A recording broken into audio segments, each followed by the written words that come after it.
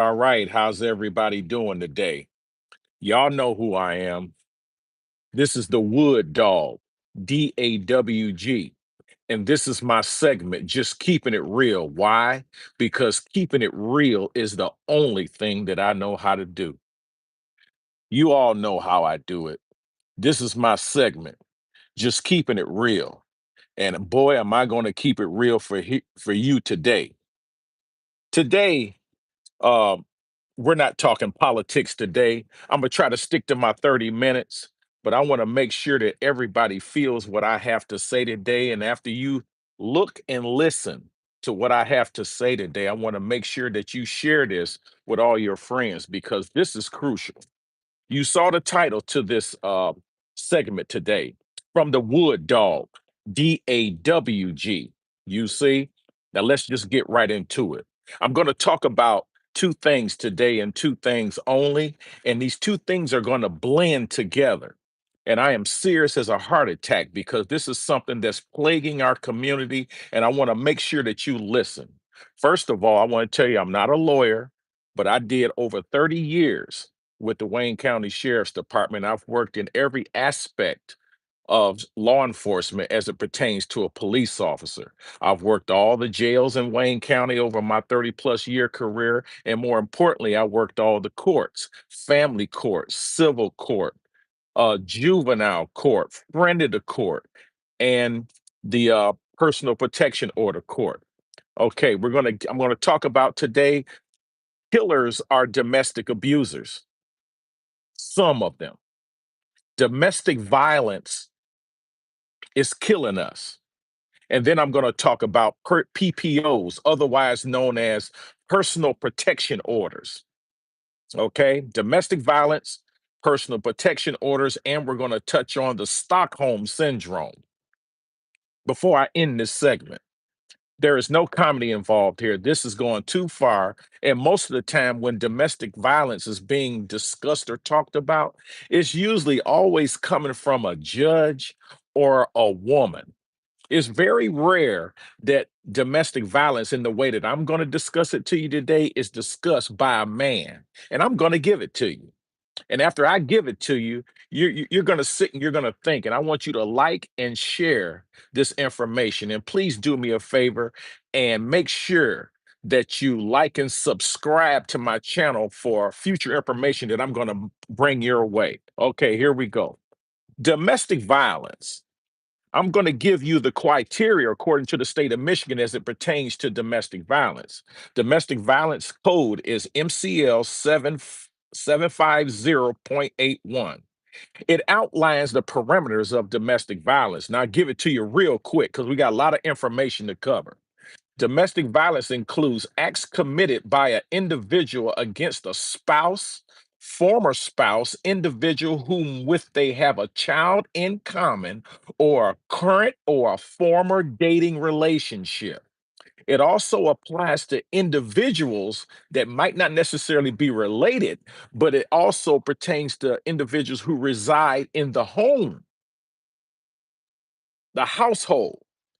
That covers a broad range of relationships, people. So domestic violence, if you living in the house with them, you have a dating relationship with them, you're related by blood, you're all in the same level, that's domestic. That, and if you abuse any one of these people that I just described, you are categorized in the state of Michigan as a domestic abuser.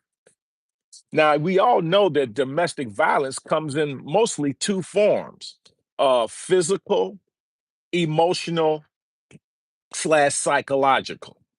Okay. And a lot of domestic abusers don't want this information out there.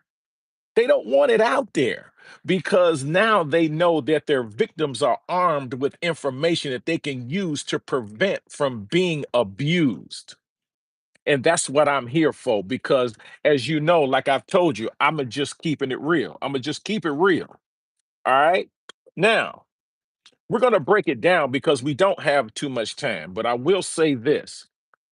Nobody has to tolerate domestic abuse, whether it's physical or psychological. Now, domestic violence. There are red flags all over the place. There's things that you should know that you should do and things that you shouldn't do. But here's from the wood dog as my experience, because I personally have arrested a lot of domestic abusers when I was a cop. A lot of male and female. So it doesn't necessarily mean it's all about the men all the time, you know? Okay, domestic violence. When you decide to leave, do not go back. That's the worst thing you can do. Your domestic abuser is counting on you coming back. You leave, don't come back. And when you leave, stop all communication. This is very important. This is the thing that erodes your personal protection orders or your PPO. And I'm going to get into that in a minute.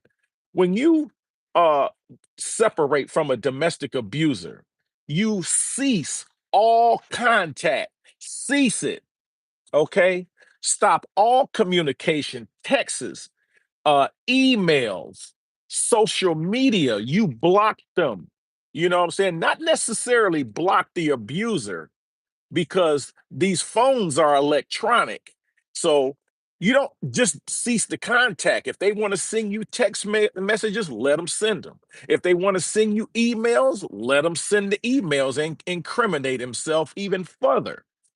Okay. But do not respond to emails, texts, social media, or even his friends or your third party individual.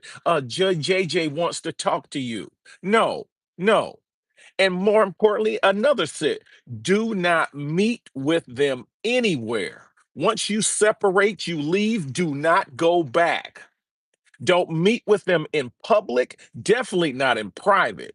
Because if an abuser can get you to a secondary location, they can do whatever they want to do to you because they know you don't want to be with them anymore. So why would you want to meet with them and get kidnapped, killed, or assaulted? And there is a why to that, and I'll touch on that later. Don't accept messages, like I said, from his friends or your people. Oh, he all right, let's talk to him. No, you're done. And more importantly, here's another one. Avoid places where you used to go with your abusers.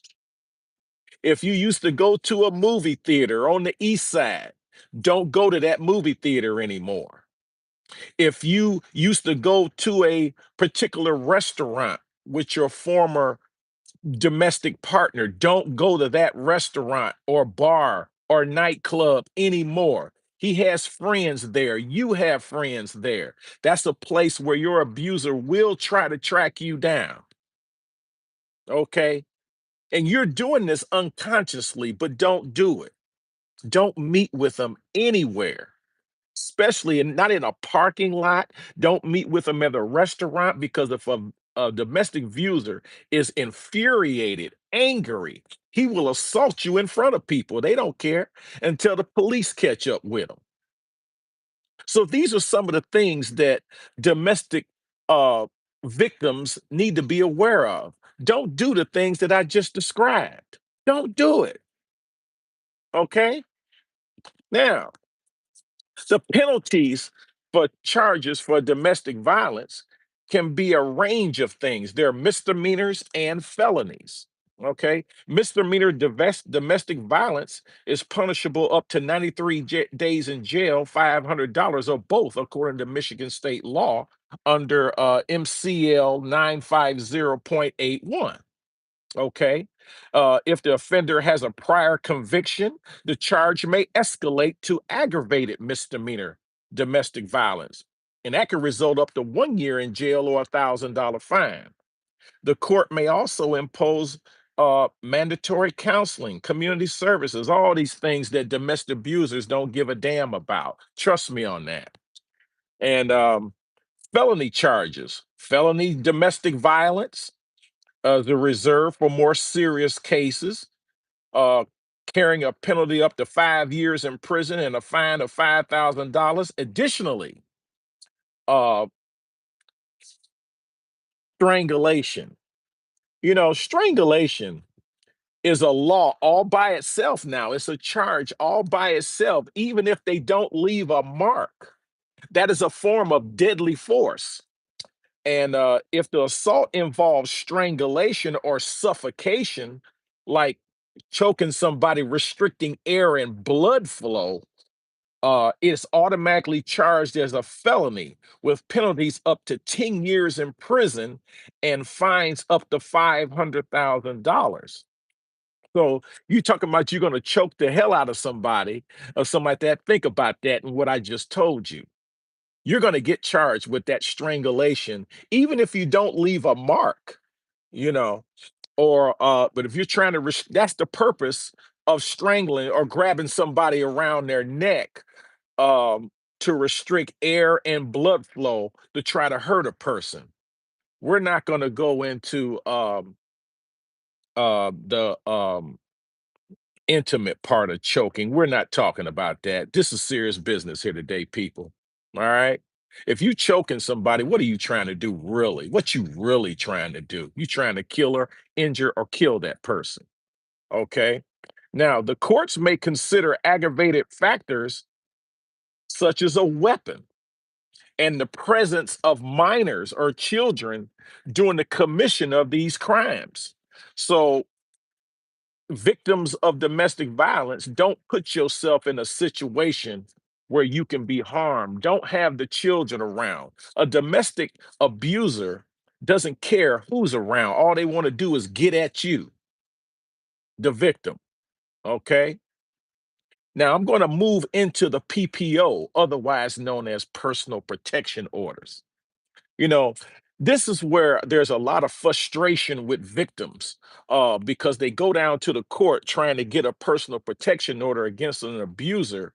And then they get down there, and those attorneys and the courtroom clerks are denying personal protection orders. Why are they denying it? Because you're not being descriptive on what you want. You have to articulate, in my opinion, at least three separate incidents that put you in fear of your life, your fear of your children's life, your physical safety. You're being harassed to the point where you can't come and go out of your home, work, church, and not see this person trying to get at you.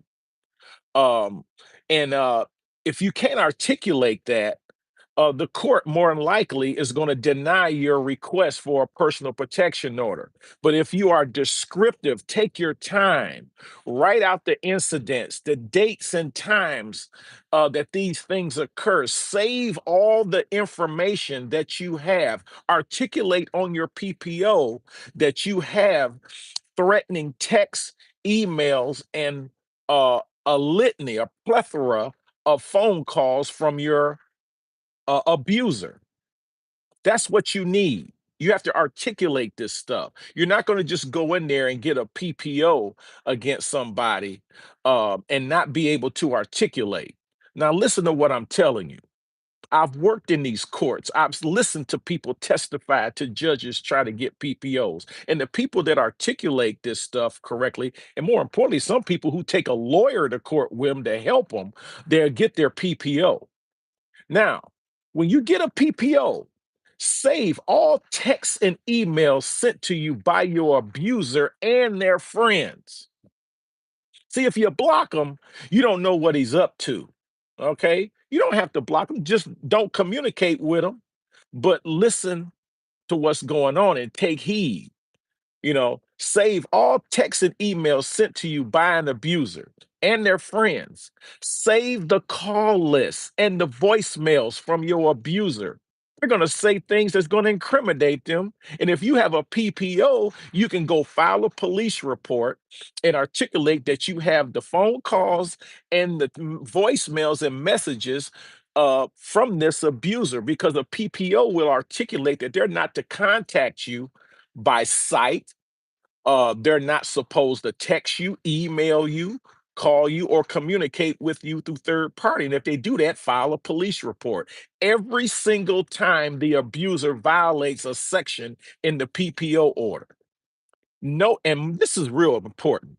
If you have a personal protection order against someone, let everybody know. Notify every single person that you know that you have a personal protection order against an abuser, whether it's physical or emotional abuser. If you got that PPO appeal from the court, let everyone know that you have a PPO against a person. That includes your church, where you go to school, mainly your workplace, your neighbors, your friends, because your friends, family, your neighbors, your church family, your workplace family, they can all help you be on the lookout for your domestic abuser and the person that you have a PPO out on. Make copies of your PPO and keep PPOs with you in your vehicle, and keep a copy of that PPO on your person. So if that person comes around you, somebody call the police go up. Not only are you telling the police that you got a PPO against this person, you can provide proof that the court issued your PPO and the police are compelled to act. They have to serve this person, and if he is in violation of that, they're compelled to arrest this person and take them to the county sheriff's office so he can go be presented to the judge that he violated the PPO order or personal protection order that was given.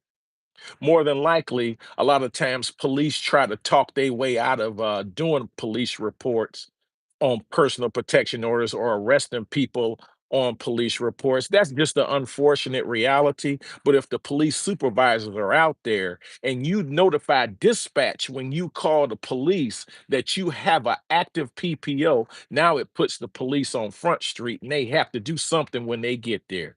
And if they don't, file a police report on that, because the enforcement of PPOs requires cooperation between the courts and the police. The police are the enforcers, law enforcement, you know.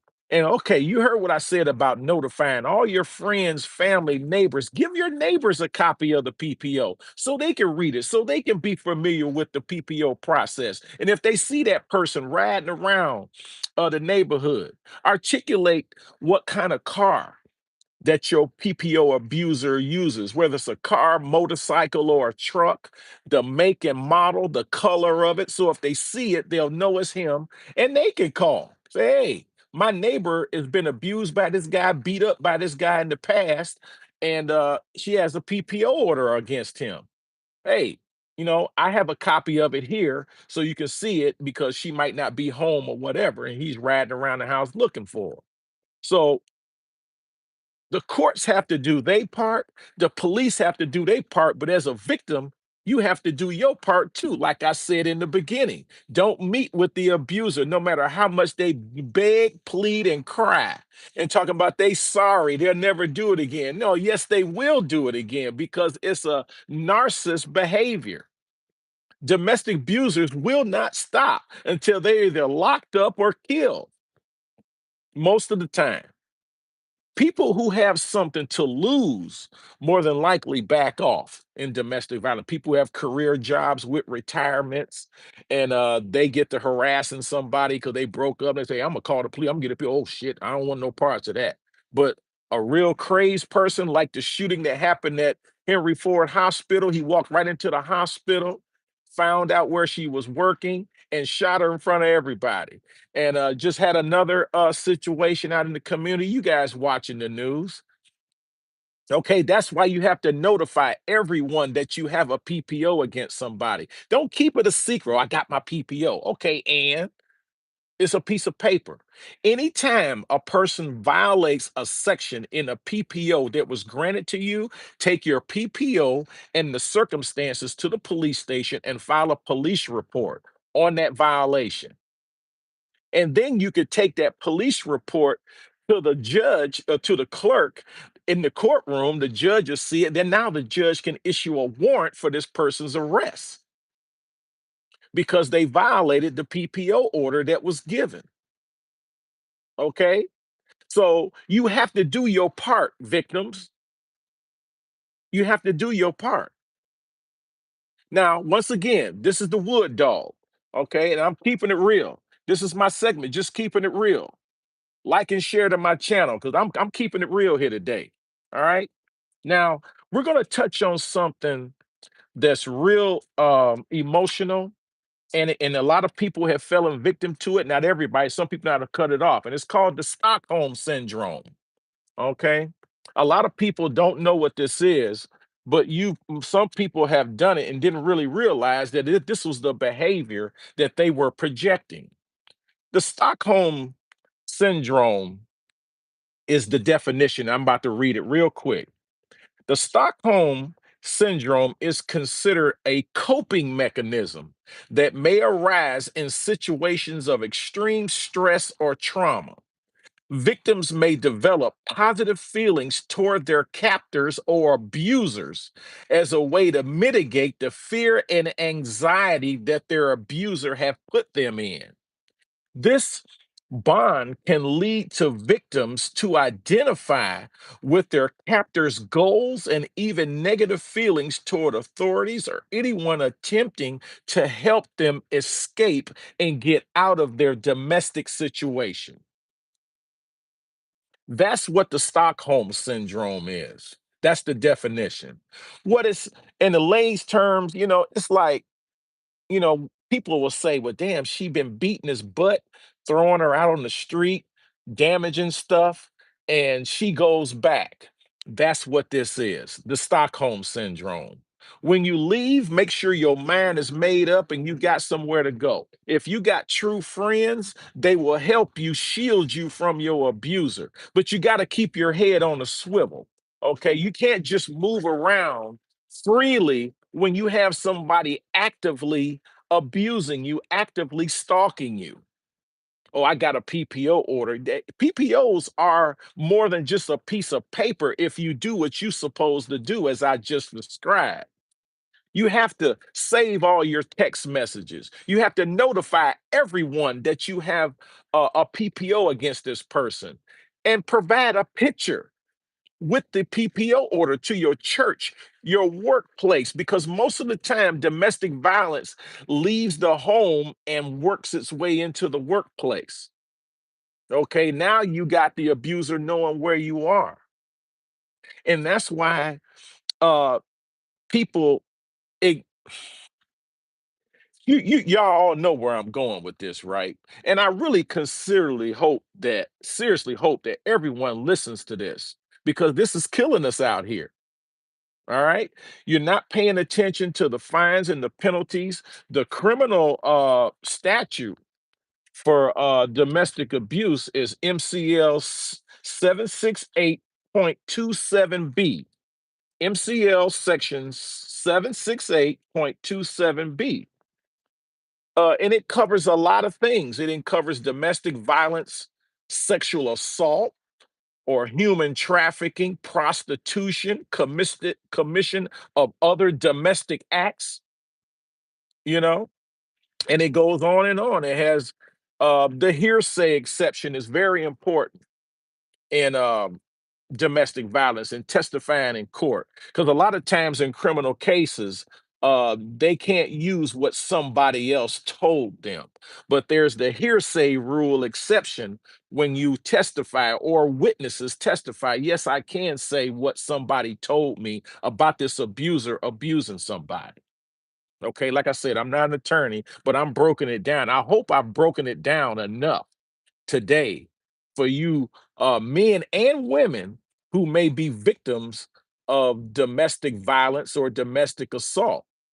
And you do not have to tolerate domestic violence or domestic assault. And domestic violence victims, make sure that you pay attention to the red flags. All right. And some of them are controlling, they want to control the people around you. That's what a domestic abuser wants to do. He wants to isolate you from your friends and your family because they trying to help you get away from them. If you are with a domestic abuser, if you have any fish, your fish mysteriously die. If you have a pet, your pet mysteriously becomes injured and dies. If you have plants, tree plants in your home, your plants start dying off. They don't put salt in the water, they don't pull them up. Um, if you have any personal items that are near and dear to you, like a vase or a clock or clothing or even your vehicle, these things start to be damaged because a domestic abuser wants to do everything they can to try to hurt you. And that's what they do. And then they start abusing the children, whether they're his children or your children from another relationship. Pay attention to these red flags. Domestic violence is killing us. Pay attention to what you need to do once you decide to get away and don't go back. Do all the things that I just said in these and when it pertains to a personal protection order, and don't give up. You know, if it gets denied, it was denied for a reason.